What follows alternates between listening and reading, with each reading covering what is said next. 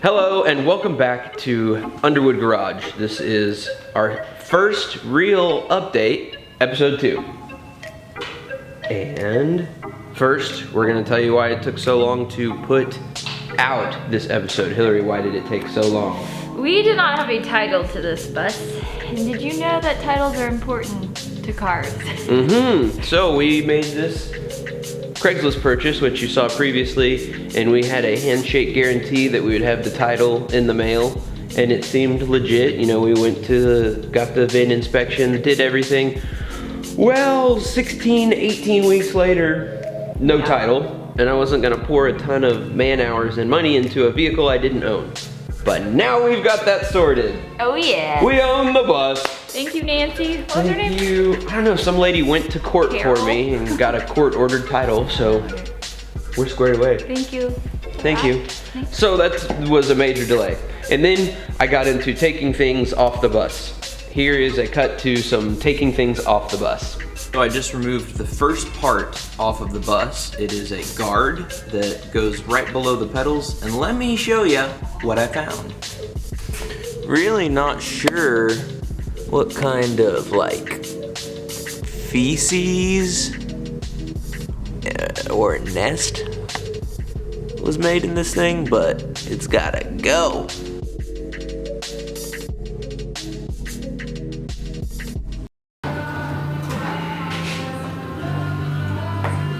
This is the gas tank. Very cool. Woo. And it's pretty darn clean. That's a win. That is a win right there. That might be the first win with this bus.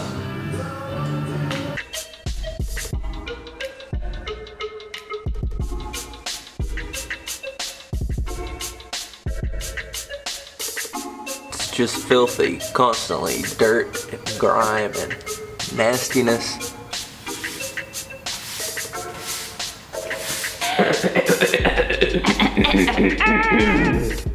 It may seem minimal, but it is a huge victory. We have brakes. We can stop. We can stop. That's a very cool feature. Super important. And it was much harder to make that happen than I thought.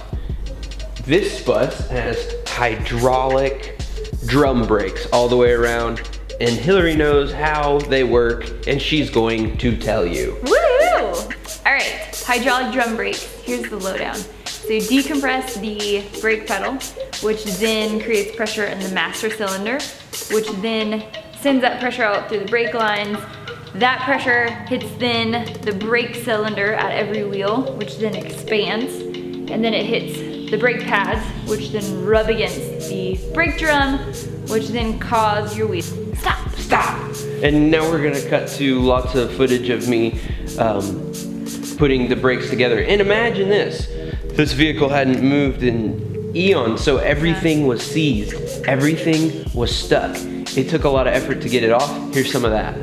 As you can see, this bolt here needs to come off. We've rigged up all sorts of exciting stuff. We've already broke one of these. This is the second one. Got a 3/4 inch breaker bar on this 46 millimeter axle nut. In addition to that, the leverage pipe. Something's gonna give.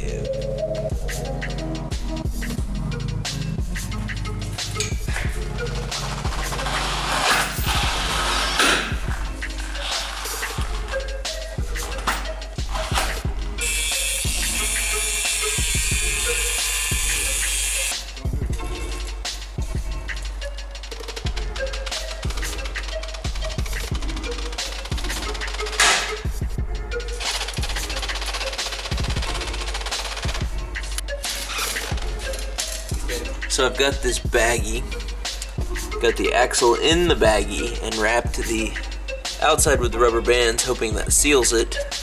Gonna fill it with vinegar and let it sit for a couple days and see what happens.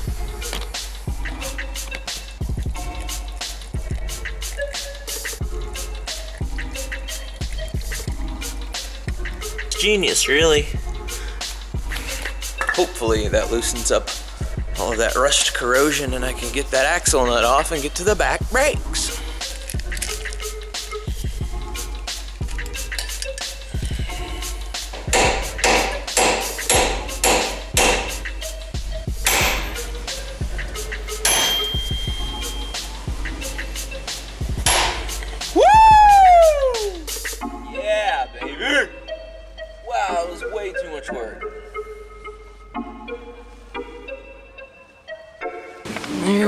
have the rear brakes. Very windy today.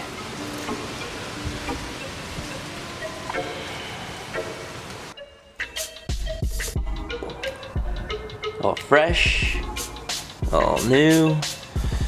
Took just about like every tool I own to make that happen. Our new brake lines.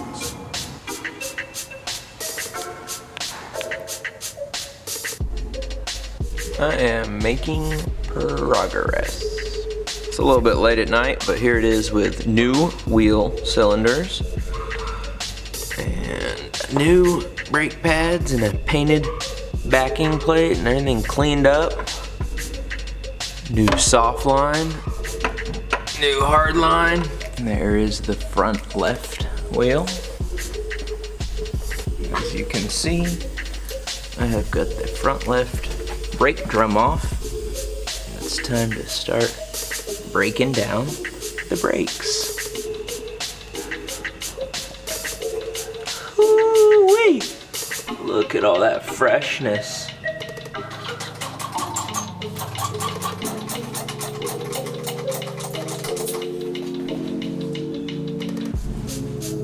I did notice when I bought this bus that the emergency brake cord was just dangling. I did not notice that the backing plate was not there and it had no brake components. So, got to buy all those. I'm gonna figure out how to put them on there.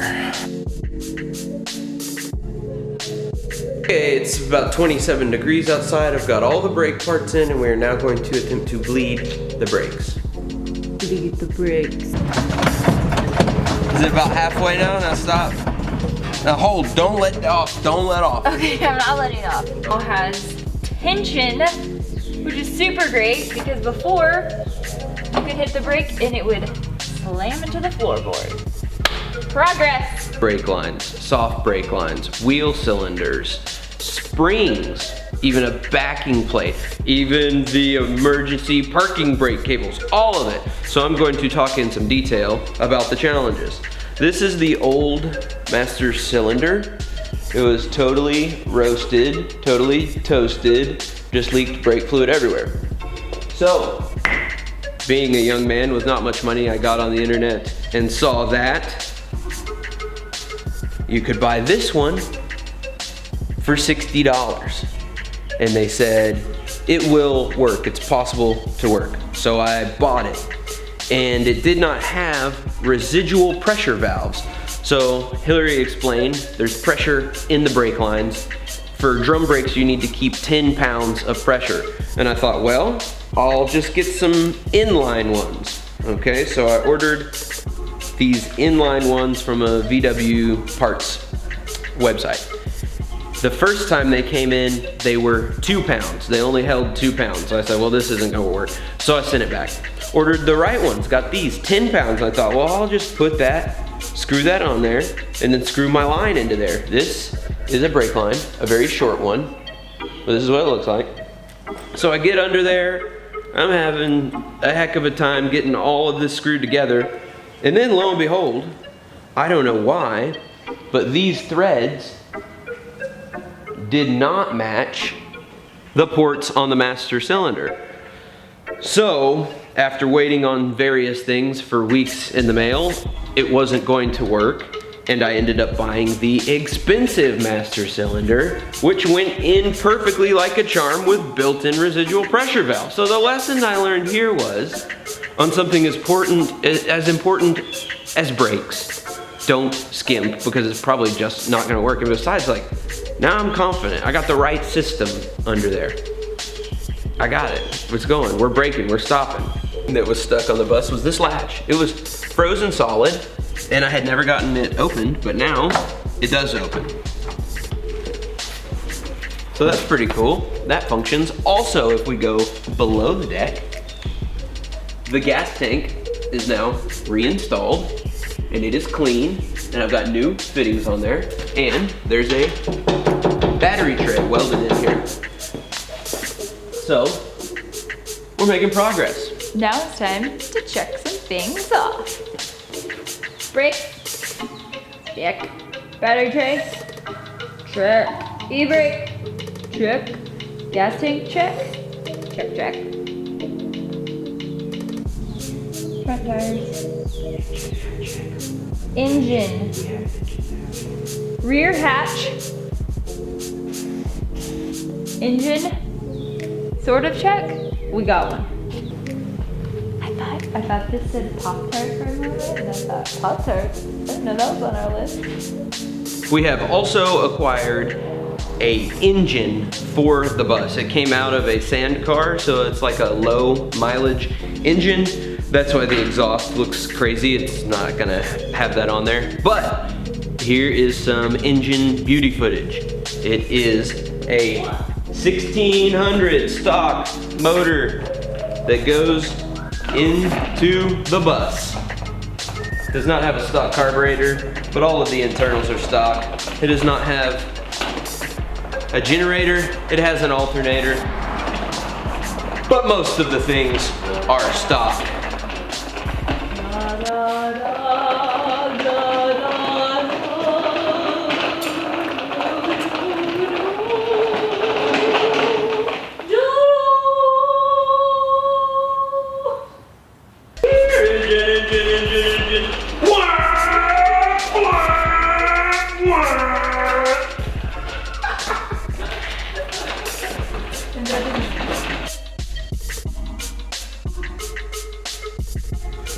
This one about 5 yards. We're ready to go around the world. Does sitting in here make you want to go on a road trip? It does. That's what's up. We just got a few, yeah, just need to vacuum the thing and I think we're good. Right? I think that'll vacuum out.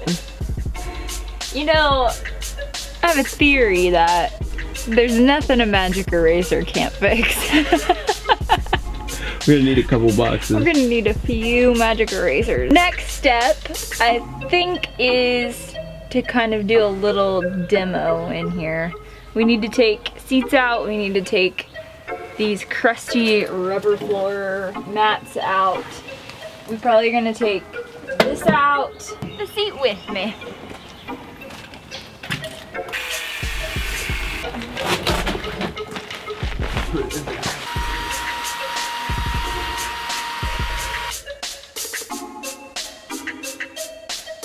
Got it cleaned out.